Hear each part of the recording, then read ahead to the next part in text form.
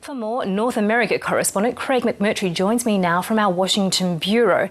And Craig, President Obama is obviously quite concerned that the deepening problems in Europe will have an effect on the US economy. Absolutely, Miriam. He is saying essentially that headwinds from Europe will hurt the US economy. He's saying that US banks could absorb some shocks out of Europe, but he's also calling on European leaders to act decisively and quickly. It was coincidental that his snap press conference a short while ago at the White House came as these rumours emerged that Spain is very close to asking for a bailout package for its ailing banks. Barack Obama is saying that the Eurozone leaders have to agree on a means of injecting capital into weak banks, that they have to stabilise their financial system, that they have to collaborate more over their banking system. But he was at pains to say he wasn't seeking to scold them, he was trying to be constructive. And Craig, how badly could a Spanish bailout actually hurt President Obama's chances with a re-election happening there this year? Well, anything that damages the US economy, which is already experiencing a seasonal slowdown, could potentially be very damaging to Barack Obama's re-election chances in November. Interestingly, in his press conference, he made a bit of a gaffe, which is unusual for him. He's normally a very polished performer. He was explaining the unemployment problem in this country. There was a weak jobs report last month. He blamed it on public sector layoffs, some 450,000 public sector workers. But in the process of explaining that, he said that the public sector was doing fine.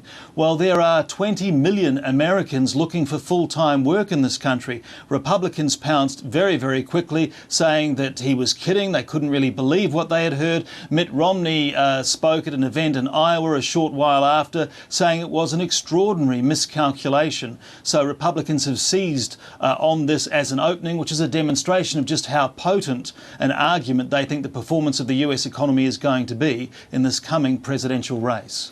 And Craig, I understand the President's also had to deny speculation his government leaked information in order to better its chances in the election.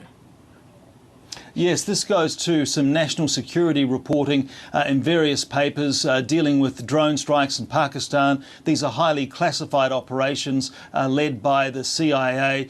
Some senior congressmen and women, particularly Republicans, have suggested that perhaps the White House was behind the leaks. Barack Obama has rejected that out of hand, saying that it's offensive, that there will be an investigation, and that he has a zero-tolerance policy toward any leaking.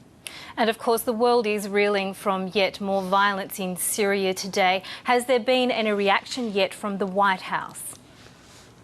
Not so much from the White House today, more than was said yesterday, but a short while ago, the Secretary of State Hillary Clinton met the UN Special Envoy Kofi Annan. They are trying to rescue his peace plan, a peace plan that Mr. Annan acknowledges is in trouble.